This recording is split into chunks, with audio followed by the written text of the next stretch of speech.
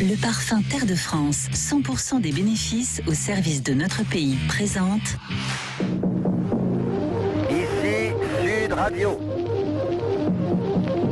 Les Français parlent au français. Les carottes sont cuites. Les carottes sont cuites. Sud Radio Berkov dans tous ses états.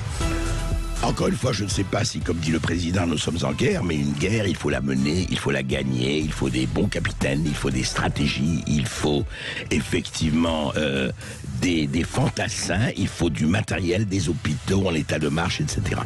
Est-ce le cas en ce moment entre les infirmiers, les vaccins, les doses de rappel, les tests, etc. On va faire les nouvelles du front avec le docteur Bernard Cron. À tout de suite. Et du point de vue de santé, eh ben écoutez, la France, voilà, se vaccine, on est prémunis, effectivement, il y a des petits effets, il y a des conséquences, mais enfin, tout va très bien, vraiment, tout va très bien. Alors, notre ministre de la Santé, le docteur Bernard Cron, dont je rappelle son livre que je recommande, que nous avons déjà recommandé, Blouse blanche, colère noire, parce qu'il a fait tout, effectivement, ce qui s'est passé dans les hôpitaux, dans le monde de la santé depuis des décennies.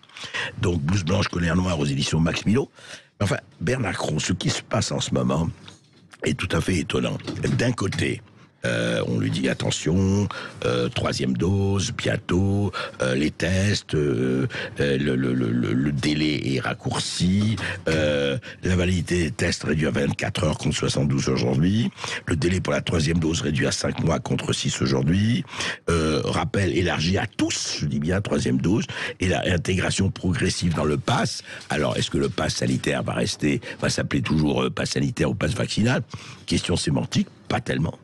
Et en même temps, en Guadeloupe, comme vous le savez, les pompiers n'auront pas besoin de se faire vacciner pour exercer leur métier. Les soignants pourront se faire vacciner s'ils veulent à des vaccins non ARN messagers. Et que je sache, la Guadeloupe et la Martinique, c'est la France.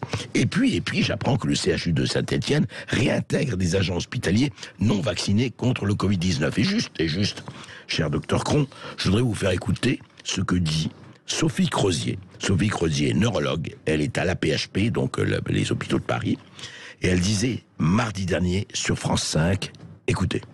Juste pour vous donner des chiffres, sur l'ensemble de l'Île-de-France, on est à 25% de lits fermés. Sur Paris Petite Couronne, là on est à près de 40% de lits fermés. Et sur la PHP, on est près de 50% de nos lits fermés. C'est jamais vu. Moi, ça fait 25 ans que je travaille dans mon unité neurovasculaire, je n'ai jamais vu ça. Alors, qu'est-ce qui se passe? Eh bien, il se passe, André, que c'est un drame. Tout ce qui est excessif et dérisoire, eh bien non, ce qu'on va dire n'est pas excessif ni dérisoire. La situation est beaucoup plus grave que ce que veut bien dire un certain nombre de médias qui sont silencieux sur la situation. Je garde ce masque quelques secondes parce que sur les plateaux de télévision, je vois de plus en plus de confrères qui mettent les masques et je rappelle à la population qu'on soit vacciné ou non, il faut garder un masque et la distance sociale pour ne pas se contaminer car le vaccin ne permet pas d'éviter la contamination, il évite simplement, dans 80%, les formes très graves. Alors pourquoi vous dites qu'on est presque sur le Titanic et on n'est pas loin? Eh bien, parce que le paquebot continue de voguer, les hôpitaux semblent tenir, car la vague qui arrive, la fameuse 5e vague, pour l'instant, il y a une très grande discordance entre le nombre de cas qui sont très supérieurs à ce qu'on dit, puisqu'on teste beaucoup moins, et beaucoup moins de formes graves et beaucoup moins de formes en réanimation. Pourtant, le service de réanimation est passé de 2300 à 2500 en l'espace de 15 jours. Donc le nombre de cas graves commence à arriver. Mais 2500, ça serait rien si on avait les 10 000 lits de réanimation promis.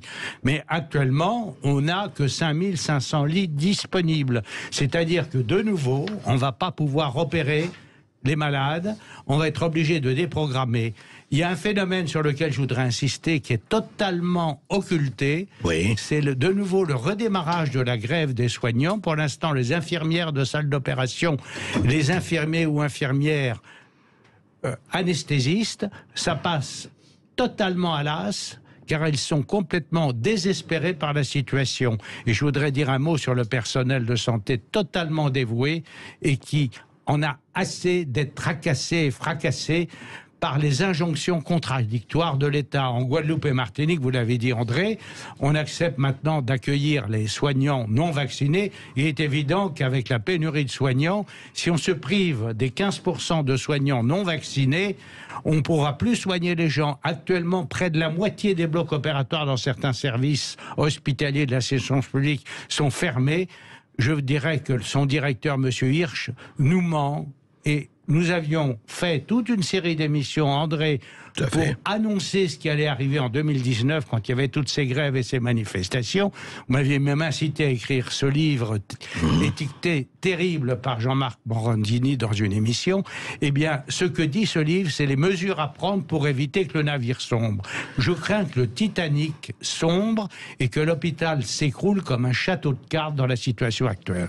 Oui, parce qu'en même temps, vous voyez, Olivier Véran le dit lui-même, ministre de la Santé, démission de 1300 étudiants infirmiers. C'est-à-dire qu'on a l'impression que, effectivement, ils quittent le navire parce que c'est trop dur, parce que c'est très... Et puis, on a l'impression surtout que, encore une fois, alors on veut bien qu'on ne connaisse pas tous les tenants et aboutissants du virus, de ses mutations, 3e dose, 4e dose. Je rappelle quand même, pendant très longtemps, on disait que 2 doses de vaccin, ça suffisait. Aujourd'hui, on sait que le vaccin perd de son efficacité au bout de 3 mois. On sait que, même si on est vacciné, on peut transmettre, etc., etc. Donc, le flou, qui n'a rien d'artistique, continue. Mais est-ce qu'il y a un cap, Bernard Cron? Où va-t-on quand même? Parce qu'on est là, on nous donne, on dit, vous voyez, Olivier Véran a dit, bon, on ne peut pas exclure Gabriel Attal, pardon, le porte-parole du gouvernement, on ne peut pas exclure un nouveau confinement, tout est possible. Voilà, on est dans le tout est possible, mais en même temps, il y a cette peur, et cette peur pèse psychologiquement, je ne parle même pas de la santé. Ben, la peur permet de gouverner. Y a-t-il un cap? Oui, le cap est à grande vitesse vers l'iceberg du naufrage de la santé, car l'hôpital tient encore à cause des déprogrammations et à cause du dévouement des personnels. Mais je voudrais revenir sur le fait que lors des premières vagues, 10 000 infirmières, jeunes retraitées, sont venues à l'hôpital en renfort.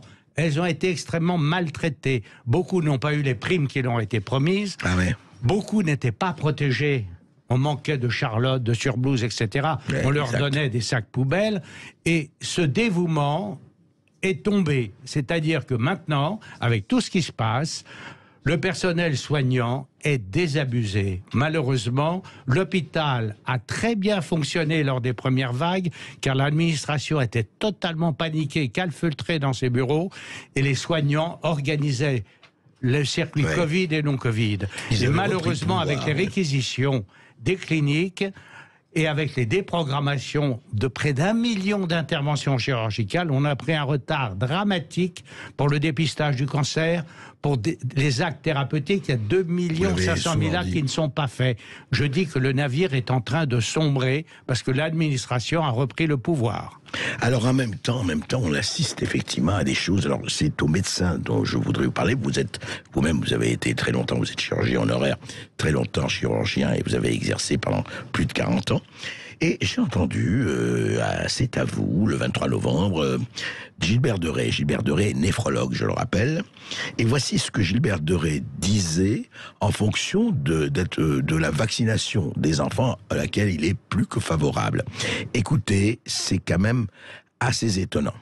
La troisième raison, c'est quand vous regardez les images des IRM cérébrales de gosses qui font la Covid, ça ressemble à de l'Alzheimer. Moi, j'ai pas envie que des gosses de 5-11 ans aient des images qui ressemblent à de l'Alzheimer. Ça, c'est très clair. Donc, pour toutes ces raisons, plus les centaines d'hospitalisations, plus les centaines d'enfants qui vont en réa, je pense qu'il faut les vacciner. Alors, je voudrais savoir, mais peut-être vous pourrez nous renseigner, docteur Cron. Est-ce que les enfants Covid ont fait des IRM cérébrales aux gosses et ça ressemble à Alzheimer? Enfin, là, c'est une découverte, j'avais jamais entendu ça, mais voilà. Après cette déclaration, j'ai envoyé un tweet sur Twitter, mais comme il débloquait, il m'a bloqué, je ne peux pas lui envoyer à lui, donc je l'ai mis sur la toile. Ouais. Je dis que Gilbert Deray raisonne, déraisonne. Déraisonne, oui. Voilà, les enfants, jusqu'à preuve du contraire, en France, ne font pas de forme grave du Covid. On a actuellement plus de 6000 classes fermées. S'il y avait des formes graves, ça se saurait dans le grand public. Les familles sont très vigilantes vis-à-vis des enfants. Les quelques cas graves ont été sans grande conséquence, c'était des myocardites, c'est-à-dire une inflammation du myocarde. Le vaccin peut aussi entraîner des inflammations du myocarde. La vision d'un certain nombre de médecins sur les plateaux, ce sont des médecins que je considère comme aux ordres du pouvoir. Il faut régner par la peur. Alors, est-ce que vacciner les enfants est une bonne chose ? Est-ce que vacciner les enfants de moins de 15 ans est une bonne chose ? On le saura quand les études faites aux États-Unis, puisqu'ils ont vacciné plus d'1 million d'enfants pour l'instant, s'il y a des conséquences, on le saura. Mais aux États-Unis, ce ne sont pas les mêmes enfants que chez nous. Il y a d'abord une très grande pauvreté dans beaucoup de milieux. Et obésité. Obésité énorme. Il y a une énorme obésité, absolument, et donc des facteurs de comorbidité qui font que le Covid, chez eux, peut être plus grave. En France, nous ne sommes pas dans cette situation. Est-ce qu'il faut vacciner les enfants ou pas ? C'est une question de décision politique plus qu'une décision médicale, et je ne pourrais pas trancher sur la question que vous venez de me poser. Mais en même temps, docteur Cron, est-ce qu'on n'est pas en train d'aller trop vite ? L'impression qu'on a de l'extérieur, moi encore une fois, je ne suis pas contrarié, j'ai été vacciné des 2 doses, on ne comprend pas pourquoi cette accélération, alors que, encore une fois, et vous le savez très bien, les chiffres de létalité, de mortalité, uniquement dus au Covid et pas aux comorbidités, reste quand même dans un étiage. Je ne dis pas toute mort est scandaleuse, mais enfin on sait très bien que la vie est un métier à risque et qu'à un moment donné on meurt. Et bien apparemment ces chiffres qui sont quand même de 0,05%, eh bien affolent un certain nombre de gouvernances et de gouvernants qui décident peut-être de reconfiner. Regardez ce qui se passe en Allemagne et ailleurs. C'est quoi ça ? La réponse, elle est simple. C'est que l'Allemagne qu'on donnait en exemple n'a pas pris les gestes barrières absolument indispensables que j'ai rappelés, la distance physique, le masque, le lavage des mains, et éviter les espaces clos et avoir des extracteurs d'air dans les classes. En France, on n'a pas d'extracteurs d'air dans les classes. Et garder les fenêtres ouvertes est quasiment impossible parce qu'elles sont souvent condamnées. On est dans un état de panique parce que nos hôpitaux n'ont pas été réarmés. On n'a pas reformé suffisamment de personnel. En plus de 2 ans d'épidémie, on aurait pu former des étudiants en fin de cycle aux gestes de réanimation. On aurait pu ouvrir les 10 000 lits qui nous étaient promis. Ça n'est pas le cas. On en a fermé toute l'année dernière.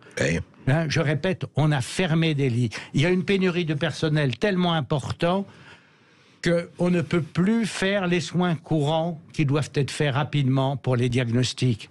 Actuellement, le problème, il est simple. C'est l'administration qui dirige les hôpitaux. Il y a des strates administratives impossibles. Et dans le livre dont vous avez eu la gentillesse de me parler, Blouse Blanche, je donne les pistes à suivre. C'est de redonner le pouvoir aux grands chefs de service, comme à l'époque du mandarinat, car ils avaient des équipes, ils fidélisaient leur personnel. Savez-vous, André, qu'actuellement, une infirmière à l'hôpital démissionne au bout de 4 à 5 ans d'existence. Le personnel est désespéré par la façon dont ils sont traités. Passer de 39 heures à 35 heures sans former de personnel a obligé le personnel à faire en 35 heures ce qu'il faisait en 39 heures. Donc la pause cassée est impossible. Et par ailleurs, on considère que ce personnel sont des pions amovibles, c'est-à-dire qu'ils passent d'un service à l'autre, ils ne se connaissent plus, les équipes ne se connaissent plus, il n'y a plus d'équipe soignance à l'hôpital, bien qu'il existe encore un certain nombre de très grands services qui marchent parfaitement bien grâce à l'autorité de quelques grands patrons. Alors, je vais vous dire, docteur Bernard Cron, on va continuer, on va se revoir et continuer de ça, parce que bientôt les présidentielles et les candidats et de divers partis ou de diverses formations vont avancer leur programme de santé, et puis nous les verrons ensemble et nous les examinerons ensemble et vous donnerez votre diagnostic. Merci Bernard Cron. Merci André de votre gentille invitation. Merci docteur Cron, vous pouvez déjà nous appeler au 0826 300 300 pour réagir à ce Titanic qu'annonce le docteur Cron. À tout de suite.